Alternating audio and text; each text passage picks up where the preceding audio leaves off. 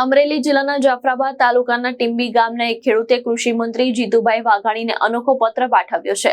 ખેતીમાં વધતા ખર્ચ અને પાકના યોગ્ય વળતર ના મળતા વ્યથિત ખેડૂતે સરકાર માન્ય ગાંજાના વાવેતરને મંજૂરી આપવાની માંગ કરી છે। ટીંબી ગામના ખેડૂત ઘનશ્યામ ભાલાળાએ કૃષિ મંત્રી જીતુભાઈ વાઘાણીને પત્ર પાઠવી સરકાર માન્ય ગાંજો વાવવાની પરમિશન માંગ કરી છે।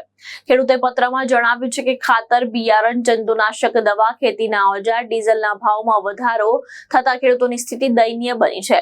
ઘઉં, કપાસ, મગફળી અને કઠોળ જેવા પાકોના પોષણક્ષમ ભાવ ન મળતા ખેડૂતો આર્થિક રીતે મુશ્કેલીમાં મુકાયા હોવાનું પણ તેમણે જણાવ્યું છે।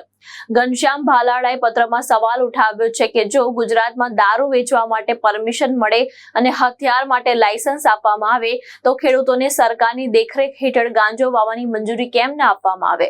તેમણે વધુમાં જણાવ્યું કે મંજૂરી વગર ગાંજાનું વાવેતર કરવું કયા વિભાગ હેઠળ આવે છે તે બાબતે મામલતદાર, કલેક્ટર, ખેતીવાડી અને પોલીસ વિભાગ તરફથી સ્પષ્ટ જવાબ મળતો નથી। તેમની માંગ કરી છે કે સરકારની દેખરેખ હેઠળ વાવેતરથી લઈને વેચાણ સુધીની વ્યવસ્થા સાથે ખેડૂતોને કાયદેસર પરમિશન આપવામાં આવે। ઉલ્લેખનીય છે કે આ પહેલા પણ 16 માર્ચના રોજ ઘનશ્યામ ભાલાળાએ આવી જ રીતે પત્ર પાઠવ્યો હતો અને હાલ આ પત્ર ચર્ચાનો વિષય બન્યો છે।